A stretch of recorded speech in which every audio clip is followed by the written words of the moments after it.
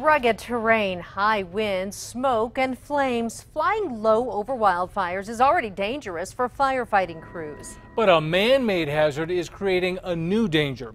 People flying drones over the fire lines. Our pilot reporter Bob Martin shows you how this seemingly innocent toy can turn deadly.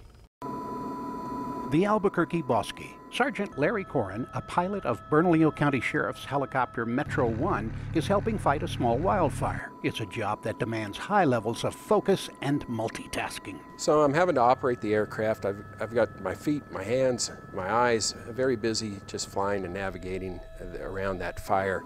And also I'm communicating, guys and gals on the ground, trying to direct bucket drops of water. More and more responders like Corrin face a new danger. People launching drones over an emergency area, unaware or uncaring about the danger and the law.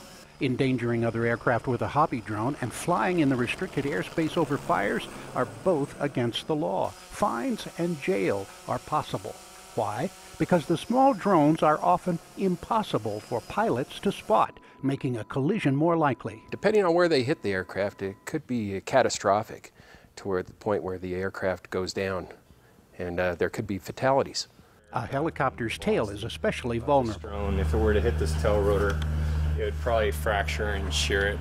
At that point, at a certain airspeed, the pilot may lose control of the aircraft and be a direct threat to himself and people on the ground. When air tankers are sent in to big fires to drop retardant, they're often led in by a lead plane crew. Pilot Tom French and the air tankers fly well over 100 miles per hour just above the trees. He's worried about the increasing number of close calls with drones, or as some call them, unmanned aerial vehicles, UAVs, over fires. When we get a report of a UAV over a fire, and we know exactly where to look, it's very difficult to spot them. They don't show up well at all, even if they're brightly colored. They're just so small. When an unauthorized drone is spotted over a fire, it not only threatens air crews up here, but also lives and property on the ground.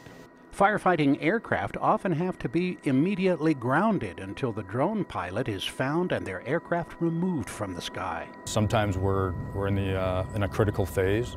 We're putting retardant in front of occupied houses or other structures and supporting crews. With air support grounded by a drone flying in the area, more homes and lives are at risk. The problem of drones endangering aircraft carrying people is not limited to emergency scenes. At Albuquerque's Sunport and other airports nationwide, near collisions with drones are being reported with more frequency. Many drone pilots are not obeying regulations requiring them to stay clear of airports and aircraft.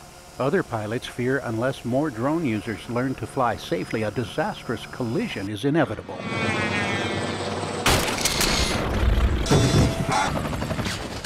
If you're going to be using a drone, you really need to do your homework. The potential is there for them to harm somebody. Bob Martin, KRQE News 13. Now, there is a way for drone users to learn how to be safe and not put lives at risk in the air. It's a website called Know Before You Fly. You can find a link on KRQE.com and our KRQE News app.